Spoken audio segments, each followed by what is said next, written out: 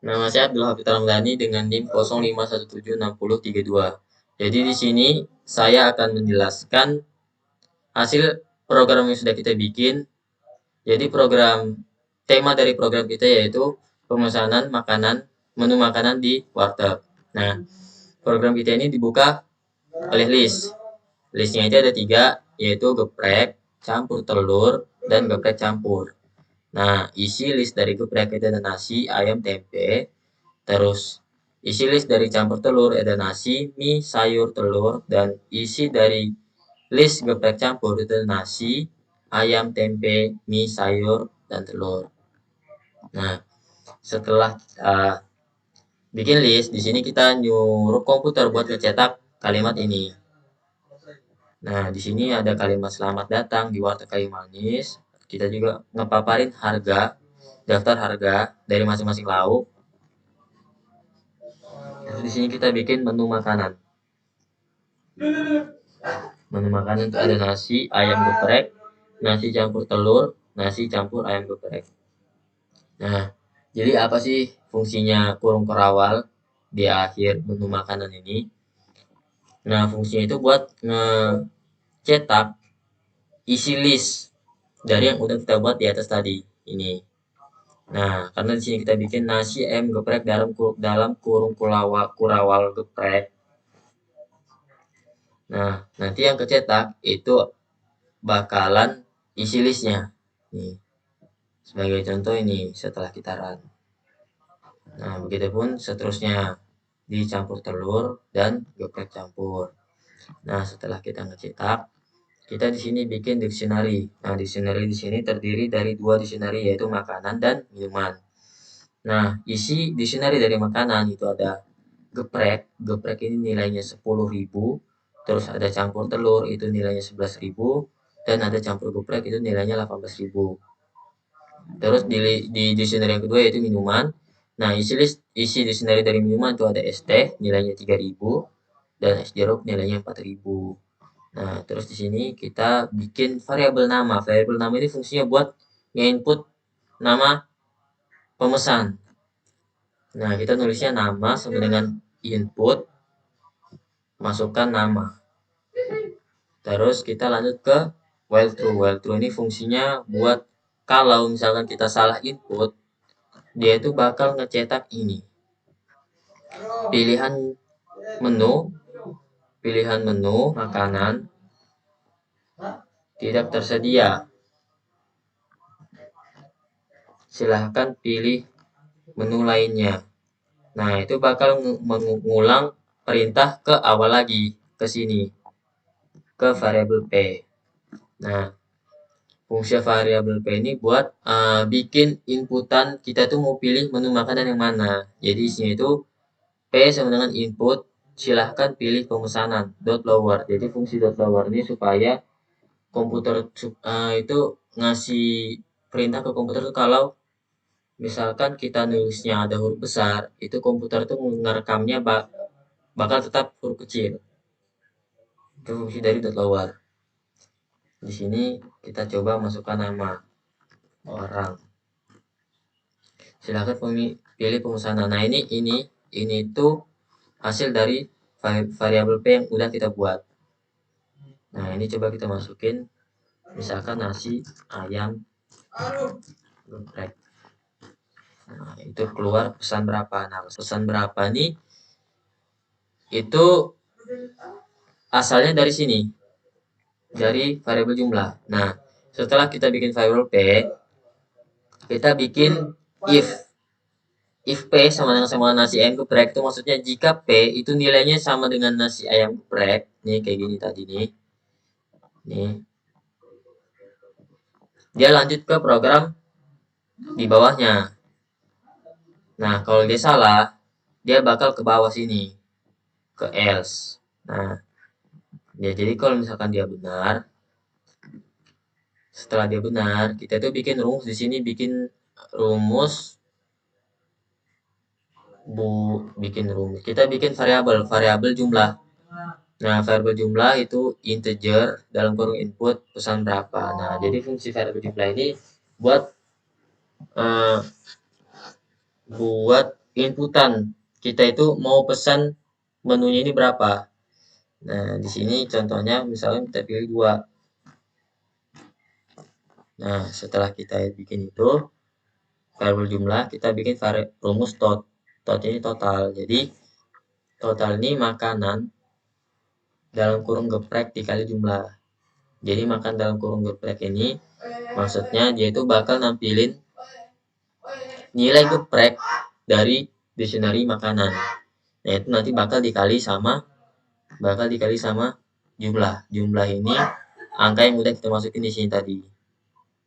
Tuh, setelah itu kita nyuruh komputer buat ngeprint teks ini, kalimat ini. Menu minuman ST es jeruk. Saya Dwi Rama Saputra dengan NIM 22051760004. Saya di sini akan melanjutkan penjelasan pada menu minuman. Kami di sini memasukkan 2 menu, yaitu berupa es teh dan juga es jeruk. Selanjutnya, komputer akan mengarahkan kita masuk ke variabel PP, yaitu yang berisikan inputan dari silakan pilih minuman.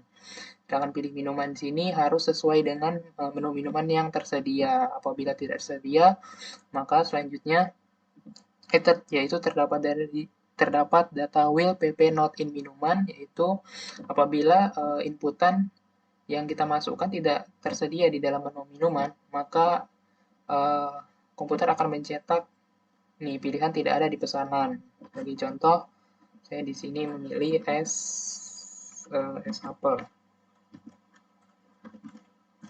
Nah, maka dia akan mengulangi sampai inputan kita yang masukkan nih sesuai dengan yang tersedia dalam menu minuman. Selanjutnya kita diarahkan ke variabel jumlah, yaitu berisikan inputan dari mau pesan berapa. Mau pesan berapa di sini yaitu jumlah menu minuman yang ingin kita pesan, seperti es teh, misalnya kita ingin memesan 2, atau kita ingin memesan 3 es jeruk, seperti itu. Kita juga menggunakan integer karena jumlah di sini menggunakan angka agar bisa diperhitungkan nantinya. Selanjutnya yaitu terdapat variabel TOTT, yaitu merupakan total dari menu minuman, yaitu berisikan dari minuman dalam kurung siku PP dikalikan dengan jumlah, yaitu jumlah yang ini. Nah, pada minuman kurung siku PP ini merupakan cetakan dari dictionary yang ini, minuman ini. Nah, kenapa PP bukan minuman es teh, es jeruk? Karena kita telah menginputkan menu minumannya di dalam PP ini. Jadi misalnya kita pada menu PP ini pada variabel PP ini kita menginput es teh, maka sama saja dengan minuman es teh. Jadi antara dictionary minuman, variabel PP dan juga TOTT ini, variabel TOTT ini itu saling berkaitan. Selanjutnya kita ke variabel total, yaitu merupakan total dari variabel TOTT ini ditambahkan dengan variabel yang telah dijelaskan sebelumnya, yaitu menu total dari makanan. Selanjutnya yaitu terdapat variabel uang. Variabel uang di sini merupakan inputan besar uang tunai. Jadi uang yang dibayarkan oleh pembeli menggunakan integer juga karena merupakan sebuah angka.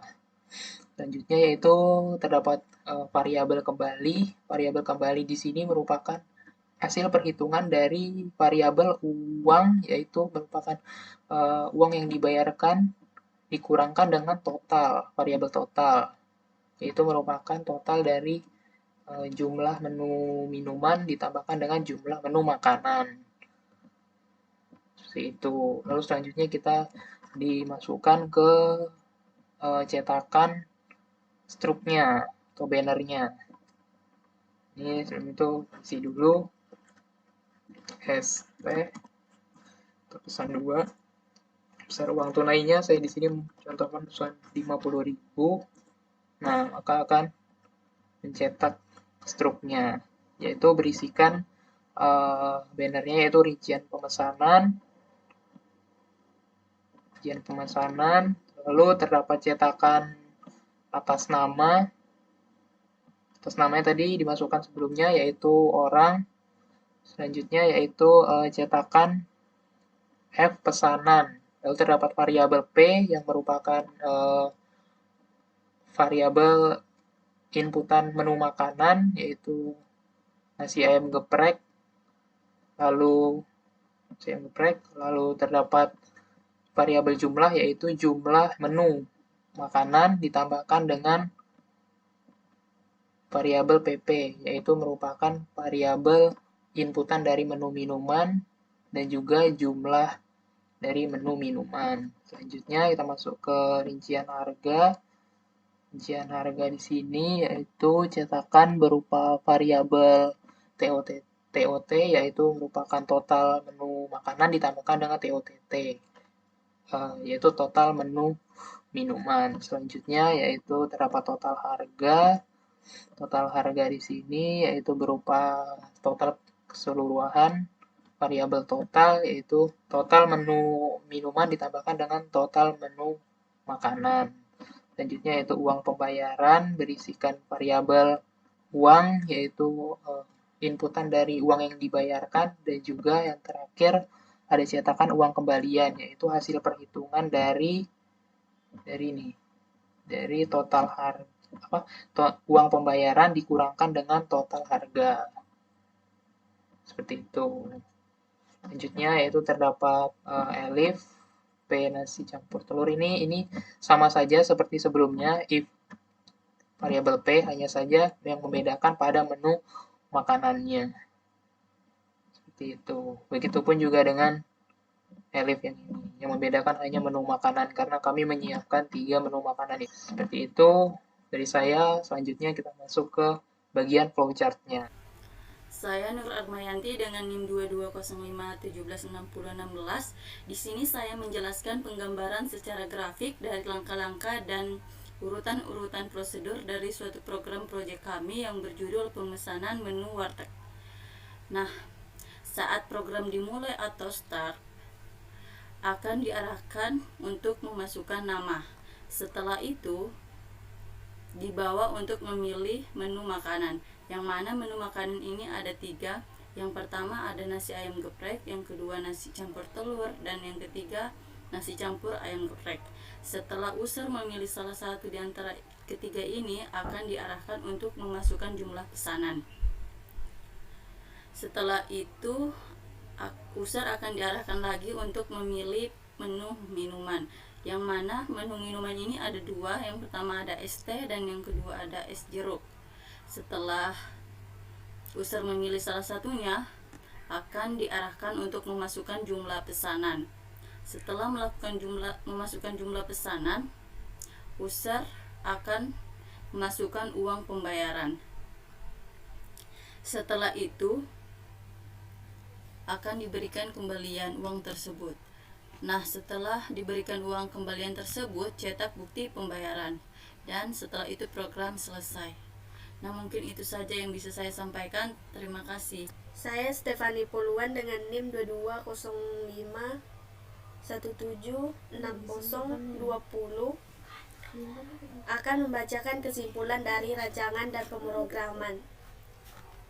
Sebagai berikut, bahwa pemrograman pemesanan menu warteg dapat membantu sebagai media, mempermudah dan mencatat serta mengelola informasi data pemesanan dan pembeli, baik itu informasi tentang jenis makanan dan minuman yang ada di list tersebut. Selanjutnya, pemrograman pemesanan menu makanan warteg diharapkan mampu memberi kemudahan dan kenyamanan kepada para pelanggan atau pembeli dalam mendapatkan informasi mengenai jenis makanan dan minuman yang disediakan. Terima kasih.